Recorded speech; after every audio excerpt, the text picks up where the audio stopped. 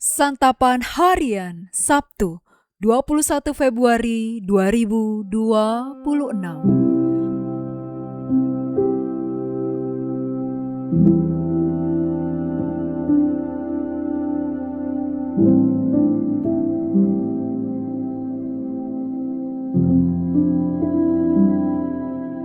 Inilah program Santapan Harian, sebuah program yang mengajak Anda menelusuri isi Alkitab, agar Anda menemukan makna firman Tuhan sesuai dengan konteksnya.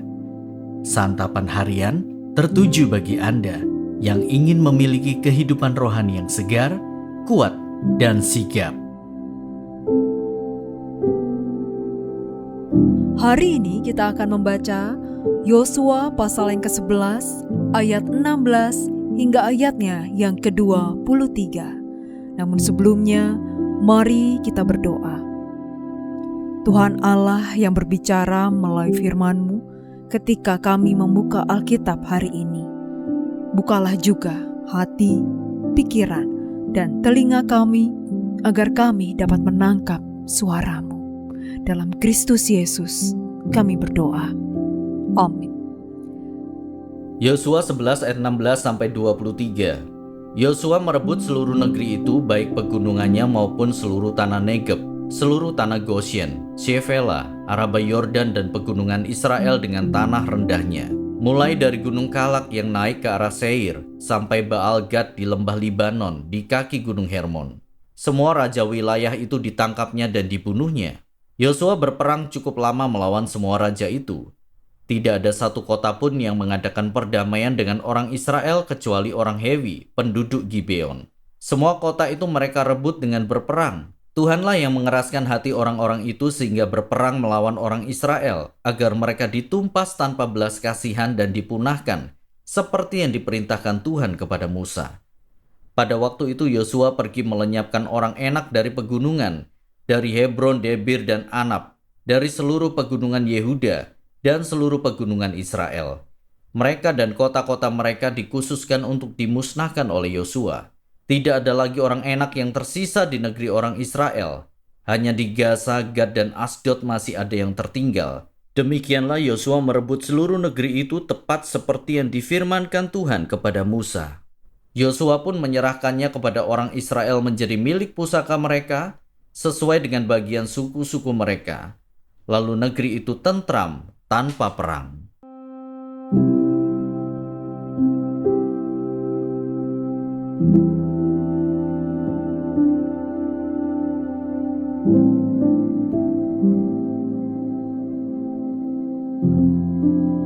Sahabat Scripture Union Indonesia, berjalan bersama Tuhan adalah sebuah proses, namun bukan proses yang instan. Richard J. Foster pernah mengatakan bahwa segala sesuatu yang instan seringkali menjadi kutuk bagi zaman ini. Ketika kita membaca kisah penaklukan tanah Kanaan, seolah-olah kisah ini berlangsung dengan cepat dan bersifat instan. Namun, Alkitab mencatat penaklukan tanah Kanaan membutuhkan waktu yang lama.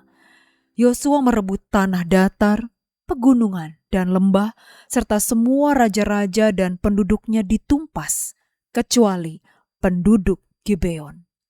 Tanah yang telah ditaklukkan dibagi-bagi kepada orang Israel sebagai milik pusaka.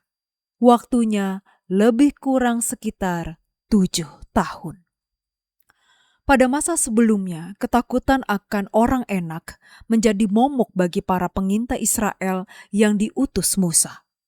Namun pada teks ini ditunjukkan bahwa tidak ada lagi keraguan dalam menumpas orang-orang Enak yang secara perawakan besar-besar. Ketakutan akan mereka sirna karena penyertaan Tuhan yang nyata bagi mereka. Acap kali dalam kehidupan yang kita jalani, kita menginginkan hal-hal yang bersifat instan. Kita ingin perubahan yang cepat terjadi dalam kehidupan. Kita ingin dengan cepat menang atas pergumulan-pergumulan hidup yang ada. Tetapi, melalui kisah Yosua, kita dapat belajar bahwa perjalanan bersama dengan Tuhan adalah sebuah proses umur hidup yang akan kita lalui. Yosua sampai hari matinya pun belum selesai menaklukkan wilayah Kanaan secara menyeluruh.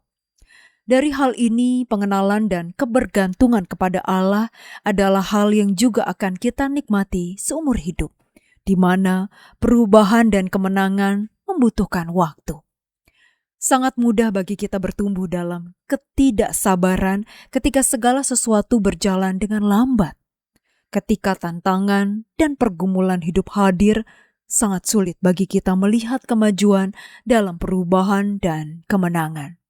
Namun, ketika kita melihat ke belakang, kita akan kembali mengucapkan syukur karena Allah tidak pernah berhenti berkarya.